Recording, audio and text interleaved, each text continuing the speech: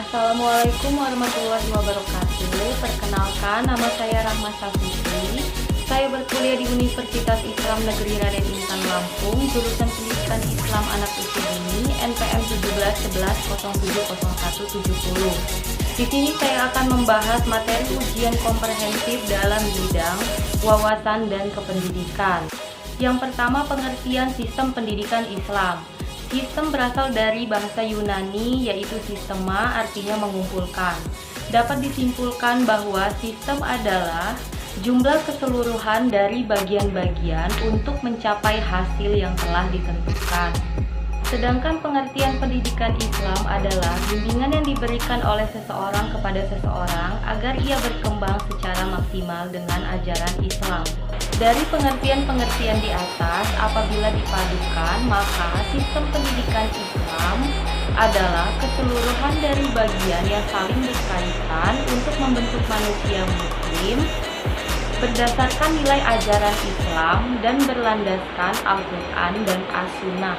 Yang kedua, pengertian sistem pendidikan nasional menurut Undang-Undang Nomor 20 Tahun 2003 adalah usaha sadar dan terencana untuk mewujudkan suasana belajar dan proses pembelajaran agar peserta didik aktif dalam mengembangkan potensinya, yaitu dalam bidang keagamaan, pengendalian diri, kepribadian, kecerdasan, akhlak mulia, serta keterampilan yang diperlukan oleh dirinya, masyarakat, dan negara. Sistem pendidikan nasional dahulu kala dibawa oleh orang Barat dan terasimilasi.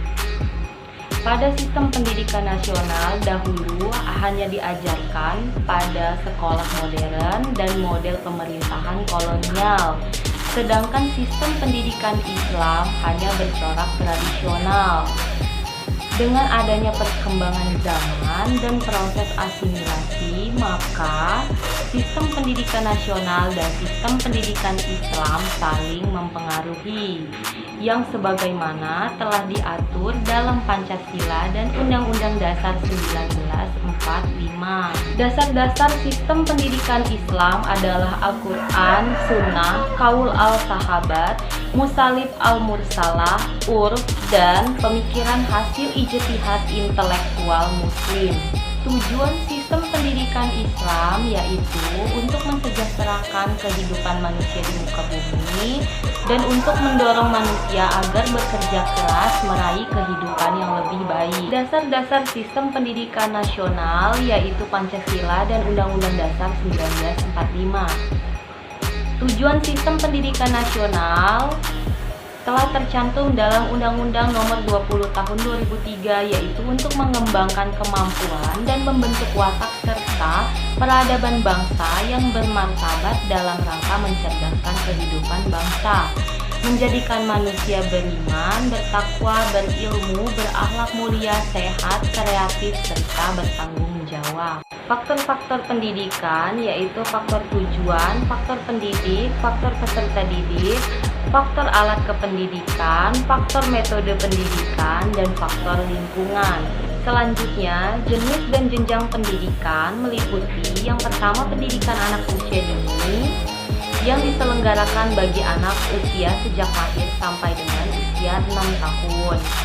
Yang kedua, pendidikan sekolah dasar atau SD dan sekolah menengah pertama atau SMP. Yang ketiga, sekolah menengah ke atas yaitu meliputi MA, SMK, SMA, dan lain-lain. Yang keempat, pendidikan khusus karena kelainan fisik dan mental seorang anak. Selanjutnya, dalam dunia pendidikan telah tercantum dalam Al-Quran surat Al-Mujadalah ayat 11 dengan arti Allah akan meninggikan orang-orang yang beriman di antaramu dan orang-orang yang diberi ilmu pengetahuan beberapa derajat. Itulah materi-materi yang bisa saya sampaikan dalam bidang wawasan dan kependidikan. Apabila ada salah kata, saya mohon maaf, dan kepada Allah saya mohon ampun. Saya akhiri, wallahu muwaffiq ila aqwamit thoriq. Wassalamualaikum